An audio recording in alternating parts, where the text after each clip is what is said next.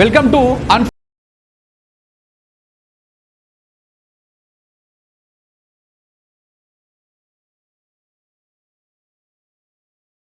ఒక 3 దశాబ్దాల పాటు అలుపెరగని పోరాటం చేసినటువంటి ఒక పోరాట హక్కుల నాయకుడు అనుకోవచ్చు. దళిత జెండా నీడలొరిగినావు. సో దాదాపు 30 సంవత్సరాల పాటు ఎలాంటి రాజకీయ పదవులు తీసుకోకుండా తన జాతిలో జరుగుతున్నటువంటి అన్యాయం పైన 30 సంవత్సరాల నుంచి పోరాటం చేసుకుంటూ వస్తా ఉన్నారు. ఇక్కడ గల్లీ నుంచి మొదలు పెడితే పార్లమెంటు దాకా ప్రజా పోరాటాలతోనే ప్రభుత్వాలను కదిలించినటువంటి ఒక నాయకుడు. ఆ నాయకుడే ఎంఆర్పిఎస్ జాతీయ అధ్యక్షుడు మందకృష్ణ మాదిగ గారు ఇలా మన స్టూడియోలో ఉన్నారు. వారితోటి ఇవాళటి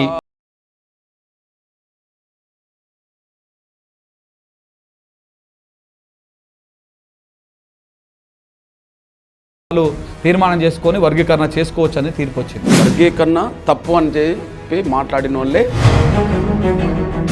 ఇది 2004 నవంబర్ 5 తీర్పు. అప్పుడు నేను సుప్రీంకోర్టులోనే ఉన్నాను. అవును, సుప్రీంకోర్టు తీర్పు మా రాజ్యాంగ విజయం అన్నారు. బలంగా ఉన్నటువంటి ఎస్సీ సామాజిక వర్గాన్ని ఈ బీజేపీ అనేటువంటి ఒక పద్ధతితో పాటు ఆ పార్టీతోని మందకృష్ణ మాదిగ అంటకాగి ఎస్సీలని బలహీనపరుస్తా ఉన్నాడు. మరి పార్లమెంట్లో బిల్లు పెట్టకుండా అడ్డం పడ్డది వాళ్ళు. ఎప్పుడు కాంగ్రెసే కదా గవర్నమెంట్ కేంద్రంలో. రివ్యూ పిటిషన్లు దేశవ్యాప్తంగా 32 పడ్డాయి. 32లో 16 మన తెలుగు రాష్ట్రాల మారలే, ఒక సింగిల్ క్లాస్. మీరు ఎట్లా ఆయనను ఎదుర్కొని ముందుకెళ్ళగలుగుతారు?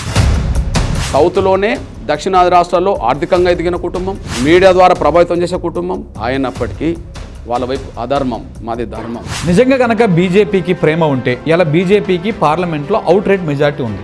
ఇప్పుడు మరి ఈ తీర్పు అనేది కాకుండా ఒక చట్టం చేయడానికి బీజేపీకి వస్తున్నటువంటి ప్రాబ్లం ఏంటి? బీజేపీ ఎందుకు ఆ విధంగా ముందుకు పోలేకపోతా ఉంది? ఈ దేశంలో అతలాకుతలమైన సమస్య రామ మందిరం, బాబ్రీ మసీద్ సమస్య. ఇంకా దీనికంటే 100 రేట్లు అతలాకుతలమైన సమస్య. పార్లమెంటు పరిష్కారం చూపెట్టిందా? సుప్రీంకోర్టు పరిష్కారం చూపెట్టిందా? అంబేద్కర్ రిజర్వేషన్ సాధించేటప్పుడు అడ్డుపడేటోళ్ళు ఏ వాదన చేశారో ఇప్పుడు వీళ్ళు అదే వాదన చేస్తారు. సరే, ఎస్సీ వర్గీకరణ మీ ఎజెండా అన్నారు కదా. సో ఎస్సీ వర్గీకరణ విషయంలో బీజేపీకి మీరు అమ్ముడు పోయినరు అనేది సీఎం రేవంత్ రెడ్డి.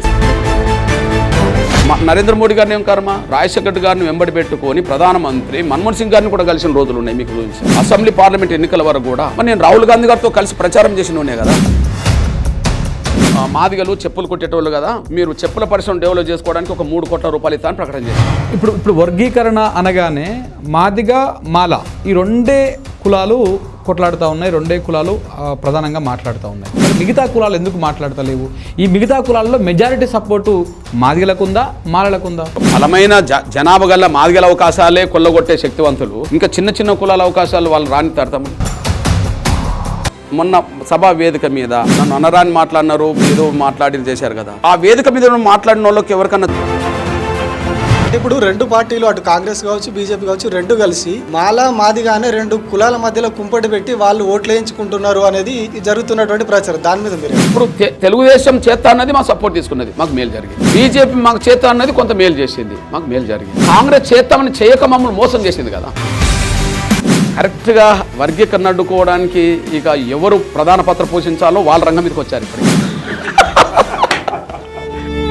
2 సంఘటనలు ఏం జరిగిందంటే, నేను డప్పు పట్టుకొని తిరుగుతున్న రోజుల్లో ఒక మాలపల్లెలో నన్ను కొద్దిగా రానివ్వాలి, మీరు డప్పు పట్టుకొని మా ఇండ్లకు రావద్దు అని చెప్పి కొంత ఇబ్బంది పెట్టారు. మీరు మాదిగ జాతిలో పుట్టినారు కాబట్టి మీరు డప్పు కూడా కొట్టాలని మేము ఆశిస్తాం. ఈ మీడియా అంతా రాకముందు కదా, అదే అసలు మీడియా అంటే మొదటి విలేకరు మేమే. అవును.